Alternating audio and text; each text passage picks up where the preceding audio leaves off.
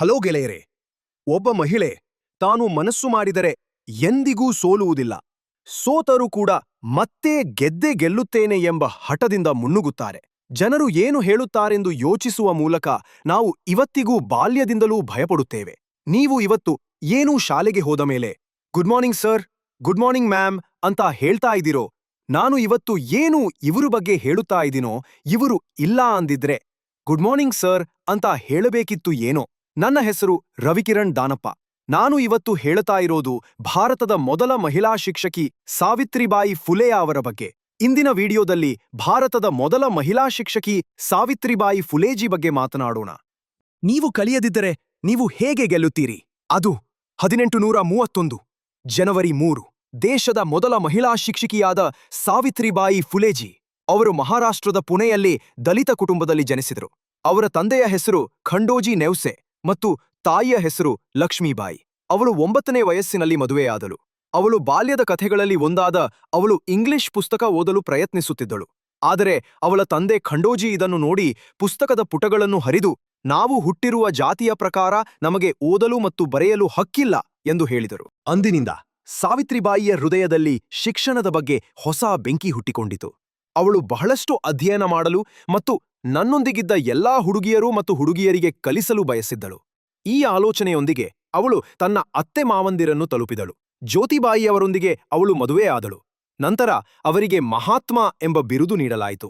ಜ್ಯೋತಿರಾವ್ ಫುಲೇಜಿ ತನ್ನ ಹೆಂಡತಿ ಓದಲು ಬಯಸುತ್ತಾಳೆ ಎಂದು ಜ್ಯೋತಿಬಾಯಿ ತಿಳಿದಾಗ ಅವರು ಸಹ ಅವಳನ್ನು ಬೆಂಬಲಿಸಿದರು. ಈಗ ವಾತಾವರಣ ಹಾಗಲ್ಲದ ಕಾರಣ ಮನೆಯಲ್ಲಿ ಕಲಿಸಲು ಸಾಧ್ಯವಾಗಲಿಲ್ಲ.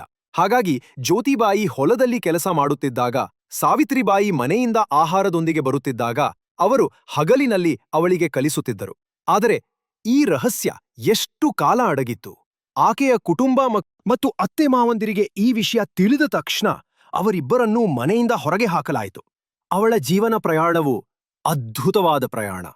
ಮತ್ತು ಇಂದು ನಾನು ನಿಮಗೆ 5 ಕಲಿಕೆಗಳನ್ನು ಕಲಿಸಲು ಬಯಸುವುದಿಲ್ಲ, ಆದರೆ ಅವರ ಕಥೆಯನ್ನು ಹೇಳುವ ಮೂಲಕ ನಾನು ನಿಮಗೆ ಒಂದು ವಿಷಯವನ್ನು ಕಲಿಸಲು ಬಯಸುತ್ತೇನೆ. ಜೀವನದಲ್ಲಿ ನೀವು ಏನು ನಿರ್ಧರಿಸಿದರೂ ಅದನ್ನು ನೀವು ಮಾಡಬಹುದು. ಒಂದು ಷರತ್ತು ಎಂದರೆ ನೀವು ನಿಜವಾಗಿಯೂ ಆ ಗಮ್ಯಸ್ಥಾನವನ್ನು ತಲುಪಲು ಬಯಸುತ್ತೀರಿ. ಹಾಗಾದರೆ ಸಾವಿತ್ರಿಬಾಯಿ ಫುಲೇಜಿಯವರ ಕಥೆಯೊಂದಿಗೆ ಮುಂದುವರಿಯೋಣ. ಆಕೆಯ ಅತ್ತೆ ಮಾವಂದಿರು ಆಕೆಯನ್ನು ಮನೆಯಿಂದ ಹೊರಗೆ ಹಾಕಿದ್ದರು, ಮನೆ ಬಿಟ್ಟು ಹೋಗಿದ್ದರು. ಆದರೆ ಈ ದಂಪತಿಗಳು ಸಮಾಜ ಕಲ್ಯಾಣ ಕೆಲಸವನ್ನು ಬಿಟ್ಟಿರಲಿಲ್ಲ. ಜ್ಯೋತಿಬಾಯಿಯವರ ಸ್ನೇಹಿತ ಉಸ್ಮಾನ್ ಶೇಖ್ ಅವರು ಅವರ ಮನೆಯಲ್ಲಿ ಆಶ್ರಯ ಪಡೆದರು.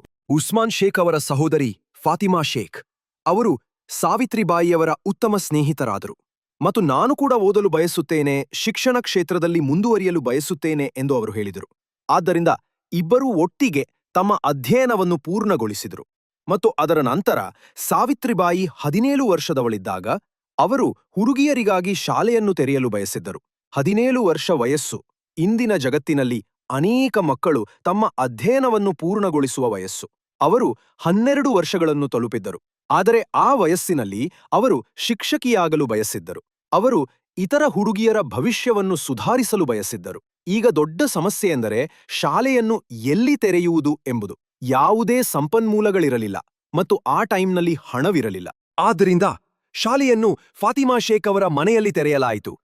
ಮೊದಲ ಶಾಲೆಯನ್ನು 1848ರಲ್ಲಿ ತೆರೆಯಲಾಯಿತು ಮತ್ತು 1851ರ ಹೊತ್ತಿಗೆ ಇನ್ನೂ 3 ಶಾಲೆಗಳನ್ನು ತೆರೆಯಲಾಯಿತು ಮತ್ತು 150 ಹುಡುಗಿಯರು ತಮ್ಮ ಶಾಲೆಗಳಲ್ಲಿ ಓದುತ್ತಿದ್ದರು.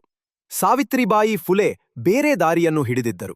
ಅವರ ಪತಿ ಮತ್ತು ಅವರ ಸ್ನೇಹಿತನ ಸಹಾಯದಿಂದ ಅವರು ಶಾಲೆಗೆ ಹೋಗುತ್ತಿದ್ದಾಗ ಹಿಂದುಳಿದ ವರ್ಗದ ಜನರು ಸಹ ಓದುತ್ತಿರುವುದನ್ನು ಇಷ್ಟಪಡದ ಉಳಿದ ಸಮಾಜ ಯಾರು ಮಹಿಳಾ ಶಿಕ್ಷಣದ ಬಗ್ಗೆ ಮಾತನಾಡುತ್ತಿರಲಿಲ್ಲ. ಆದ್ದರಿಂದ ಅವರ ಮೇಲೆ ಕೊಳೆತ ಟೊಮ್ಯಾಟೊಗಳನ್ನು ಎಸೆಯಲಾಯಿತು. ಅವರ ಮೇಲೆ ಕೆಸರು ಎಸೆಯಲಾಯಿತು. ಶಾಲೆಗೆ ಹೋಗುವಾಗ ಸೀರೆಗಳು ಕೊಳಕಾಗುತ್ತಿದ್ದವು. ಆದ್ದರಿಂದ ಒಂದು ದಿನ ಅವಳ ಪತಿ ಅವಳಿಗೆ 2 ಸೀರೆಗಳನ್ನು ಧರಿಸಲು ಸೂಚಿಸಿದರು. ಒಂದು ಕೊಳಕು ಸೀರೆ ಮತ್ತು ಒಂದು ಒಳ್ಳೆಯ ಸೀರೆಯನ್ನು ಧರಿಸಿ ಅದನ್ನು ಚೀಲದಲ್ಲಿ ಇರಿಸಿ ಅಲ್ಲಿ ಬದಲಾಯಿಸು. ಹಾಗಾಗಿ ಅವಳು ಕೆಲವು ದಿನಗಳವರೆಗೆ ಹೀಗೆ ಮಾಡಿದರು. ಆದರೆ ಇದು ಎಷ್ಟು ಕಾಲ ಮುಂದುವರಿಯುತ್ತದೆ?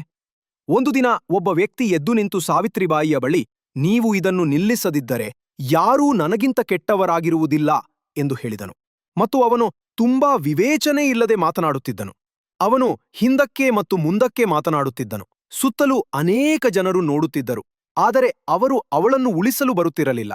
ಯಾರೂ ಬರದಿದ್ದಾಗ ನೀವು ಧ್ವನಿ ಎತ್ತಬೇಕು ಎಂದು ಅವರು ಹೇಳಿದರು. ಸಾವಿತ್ರಿಬಾಯಿ ಮುಂದೆ ಬಂದು ಆ ವ್ಯಕ್ತಿಗೆ ಕಪಾಳಮೋಕ್ಷ ಮಾಡಿದರು. ಆ ದಿನದಿಂದ ಜನರು ಅವರ ಮೇಲೆ ಮಣ್ಣು ಮತ್ತು ಕೊಳೆತ ಟೊಮ್ಯಾಟೊಗಳನ್ನು ಎಸೆಯುವುದನ್ನು ನಿಲ್ಲಿಸಿದರು. ಸುಗ್ನಾಬಾಯಿ ಎಂಬ ಮಹಿಳೆಯಿಂದ ಅವರಿಗೆ ಸಾಕಷ್ಟು ಬೆಂಬಲ ಸಿಕ್ಕಿತು ಮತ್ತು ಶಿಕ್ಷಣ ಚಳವಳಿಯಲ್ಲಿ ಸುಗ್ನಾಬಾಯಿ ಕೂಡ ಅವರಲ್ಲೂ ಬೆಂಬಲಿಸಿದರು. ಮತ್ತು ಹುಡುಗಿಯರ ಶಿಕ್ಷಣಕ್ಕಾಗಿ ಅವರು ಇಡೀ ದೇಶದಲ್ಲಿ ವಿಭಿನ್ನ ಧ್ವನಿ ಎತ್ತಿದರು.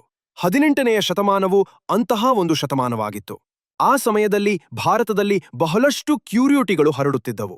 ಒಬ್ಬ ಮಹಿಳೆ ವಿಧವೆಯಾದರೆ ಅವಳ ಕೂದಲನ್ನು ಕತ್ತರಿಸುವಷ್ಟು ಸಂಪ್ರದಾಯ ಇತ್ತು. ಅವಳು ಪ್ರತ್ಯೇಕವಾಗಿ ವಾಸಿಸಬೇಕಾಗಿತ್ತು. ಸಮಾಜವು ಅವಳನ್ನು ದ್ವೇಷ ಮಾಡುತ್ತಿತ್ತು. ಒಂದೆಡೆ ಅವಳನ್ನು ಬೇರ್ಪಡಿಸಲಾಯಿತು, ಆದರೆ ಮತ್ತೊಂದೆಡೆ ಅಂತಹ ಮಹಿಳೆಯರನ್ನು ದೈಹಿಕವಾಗಿ ಶೋಷಿಸಲಾಗುತ್ತದೆ ಎಂಬ ದ್ವಂದ್ವತೆ ಇತ್ತು. ಮತ್ತು ಅವಳು ಗರ್ಭಿಣಿಯಾದಾಗ ತನ್ನ ಘನತೆಯನ್ನು ಉಳಿಸಿಕೊಳ್ಳಲು ಆತ್ಮಹತ್ಯೆ ಮಾಡಿಕೊಳ್ಳುವುದನ್ನು ಬಿಟ್ಟು ಬೇರೆ ದಾರಿ ಇರಲಿಲ್ಲ. ಸಾವಿತ್ರಿಬಾಯಿ ಫುಲೆ ಮಹಿಳಾ ಶಿಕ್ಷಣಕ್ಕಾಗಿ ಕೆಲಸ ಮಾಡಿದರು, ಆದರೆ ಅಂತಹ ವಿಲಕ್ಷಣಗಳನ್ನು ನಿರ್ಮೂಲನೆ ಮಾಡಲು ಸಹ ಅವರು ತಮ್ಮ ಕೈಲಾದಷ್ಟು ಪ್ರಯತ್ನಿಸಿದರು. ಲೈಂಗಿಕ ಶೋಷಣೆ, ಸತೀಪ್ರಥ, ಬಾಲ್ಯ ವಿವಾಹ, ವಿಧವಾ ವಿವಾಹ. ಸಾವಿತ್ರಿಬಾಯಿ ಫುಲೆ ಕೊನೆಗೊಳಿಸಲು ಕೆಲಸ ಮಾಡಿದ ಅಂತಹ ವಿಲಕ್ಷಣಗಳು ಹಲವು ಇದ್ದವು. ಆ ಸಮಾಜದ ಮಹಿಳೆಯರನ್ನು ರಕ್ಷಿಸಲು ಅವಳನ್ನು ನಿಂದಿಸಲಾಗುತ್ತಿದ್ದ ಸಮಾಜದಲ್ಲಿ ಅವಳು ಸೋದರ ಮಾವನಾದಳು. ಒಂದು ದಿನ ಗರ್ಭಿಣಿಯಾಗಿದ್ದ ವಿಧವೆ ಮಹಿಳೆ ಘನತೆಯ ಭಯದಿಂದ ಆತ್ಮಹತ್ಯೆ ಮಾಡಿಕೊಳ್ಳಲು ಹೊರಟಿದ್ದಳು. ಸಾವಿತ್ರಿಬಾಯಿ ಫುಲೆ ಅವಳ ಜೀವವನ್ನು ಉಳಿಸಿದರು ಮತ್ತು ಆ ಮಹಿಳೆ ಜನ್ಮ ನೀಡಿದ ಮಗು ಸಾವಿತ್ರಿಬಾಯಿ ಫುಲೆ ಅವನನ್ನು ತನ್ನ ದತ್ತುಪುತ್ರನೆಂದು ಪರಿಗಣಿಸಿ ಅವನನ್ನು ತನ್ನ ಮಗನೆಂದು ಪರಿಗಣಿಸಿ ತನ್ನೊಂದಿಗೆ ಇಟ್ಟುಕೊಂಡಳು. ಆ ಮಗನ ಹೆಸರು ಯಶವಂತ್ ರಾವ್. ನಂತರ ಅವರು ವೈದ್ಯರಾದರು ಮತ್ತು ಅವರು ಸಮಾಜದ ಕಲ್ಯಾಣಕ್ಕಾಗಿ ಬಹಳಷ್ಟು ಕೆಲಸ ಮಾಡಿದರು. ಸಾವಿತ್ರಿಬಾಯಿ ಫುಲೇಜಿ ಅವರು ಹೇಗೆ ವಿಲಕ್ಷಣಗಳನ್ನು ನಿರ್ಮೂಲನೆ ಮಾಡಲು ಬಯಸಿದ್ರು ಎಂಬುದನ್ನು ಈ ಸಣ್ಣ ಉದಾಹರಣೆಯಿಂದ ನೀವು ಅರ್ಥಮಾಡಿಕೊಳ್ಳುವಿರಿ. ಅವರು ತಮ್ಮ ಮನೆಯಲ್ಲಿ ಬಾವಿ ತೋಡಿದ್ದರು ಮತ್ತು ಯಾರಾದರೂ ಬಂದು ನೀರು ಕುಡಿಯಬಹುದು, ಯಾಕೆಂದರೆ ಇದು ಕೆಳಜಾತಿಯ ಜನರು ತಮ್ಮ ನೆರಳು ಬಿದ್ದರೂ ಅದನ್ನು ಪಾಪವೆಂದು ನೋಡುತ್ತಿದ್ದರು. ನೀರು ಕುಡಿಯುವ ಹಕ್ಕು ಇಲ್ಲದವರೂ ಸಹ ಸಾವಿತ್ರಿಬಾಯಿ ಫುಲೆ ಅವರ ಮನೆಯಲ್ಲಿ ಬಾವಿ ತೋಡಿದ್ದರು ಮತ್ತು ಯಾವುದೇ ಜಾತಿಯ ಯಾರಾದರೂ ಇಲ್ಲಿಗೆ ಬಂದು ನೀರು ಕುಡಿಯಬಹುದು ಎಂದು ಅವರು ಹೇಳುತ್ತಿದ್ದರು. ಆದ್ದರಿಂದ ಸಾವಿತ್ರಿಬಾಯಿ ಫುಲೇಜಿ ಅವರು ಅಂತರವನ್ನು ಅಳಿಸಲು ಕೆಲಸ ಮಾಡಿದರು. ಸಾವಿತ್ರಿಬಾಯಿ ಫುಲೆ ಸಮಾಜದ ಕಲ್ಯಾಣಕ್ಕಾಗಿ ಕೆಲಸ ಮಾಡುವುದನ್ನು ಮುಂದುವರೆಸಿದರು. 18ನೆಯ ಶತಮಾನವು ಕೊನೆಗೊಳ್ಳುವ ಹಂತದಲ್ಲಿತ್ತು. ವರ್ಷ 1897 ಜಗತ್ತಿನಲ್ಲಿ ಪ್ಲೇಗ್ ಎಂಬ ಸಾಂಕ್ರಾಮಿಕ ರೋಗ ಹರಡಿತ್ತು. ಅದು ಭಾರತವನ್ನು ತಲುಪಿತ್ತು ಮತ್ತು ಹರಡಿದ ಪ್ಲೇಗ್ ಜನರು ರೋಗಿಗಳಾಗದಂತೆ, ಜನರು ರಕ್ಷಿಸಲ್ಪಡುವಂತೆ, ಅವರು ಆರೋಗ್ಯವಾಗಿರಲು ಸಾವಿತ್ರಿಬಾಯಿ ಫುಲೆ ಮತ್ತು ಅವರ ಕುಟುಂಬವು ಈ ಕೆಲಸದಲ್ಲಿ ತೊಡಗಿಸಿಕೊಂಡರು. ವೈದ್ಯರಾದ ಸಾವಿತ್ರಿಬಾಯಿಯವರ ಮಗ ಯಶವಂತರಾವ್ ರೋಗಿಗಳನ್ನು ಅಲ್ಲಿಗೆ ಕರೆದೊಯ್ಯುವುದು ಸಾವಿತ್ರಿಬಾಯಿಯವರ ಕೆಲಸವಾಗಿತ್ತು ಮತ್ತು ಉಳಿದದ್ದನ್ನು ಅವರ ಮಗ ಮಾಡಿದನು. ಕೆಲವೊಮ್ಮೆ ನೀವು ಮುಂದುವರಿಯುತ್ತಿರುವ ಗುರಿ, ನೀವು ತುಂಬಾ ಶ್ರಮಿಸುವ ಕೆಲಸ, ಕೆಲವೊಮ್ಮೆ ಅದು ನಿಮ್ಮ ಸಾವಿಗೆ ಕಾರಣವಾಗುತ್ತದೆ ಮತ್ತು ಇದುದು ಸಂಭವಿಸಬಹುದು ಎಂದು ಅವರು ಹೇಳುತ್ತಿದ್ದರು. ಕಪ್ಲೇಗ್ ಮಾತೆ ಸಾವಿತ್ರಿಬಾಯಿ ಫುಲೆಯವರ ಜೀವವನ್ನು ಬಲಿ ತೆಗೆದುಕೊಂಡಿತು. ಅವರ ಸಾವು 1897ರಲ್ಲಿ ನಡೆಯಿತು. ಆದರೆ ಅವರು ಸಮಾಜದಲ್ಲಿ ನಾವೆಲ್ಲರೂ ಮುಂದುವರಿಯಬೇಕು ಎಂಬ ಸಂದೇಶವನ್ನು ಬಿಟ್ಟರು ಮತ್ತು ದೇಶವನ್ನು ಬಿಟ್ಟರು. ಮತ್ತು ಮಾತೆ ಸಾವಿತ್ರಿಬಾಯಿ ಫುಲೆ ಅವರ ಕಾರ್ಯಕ್ಕೆ ಗೂಗಲ್ ಕೂಡ ಅವರ ಸಾವಿನ ಬಗ್ಗೆ ಡೂಡಲ್ ಮಾಡಿದೆ.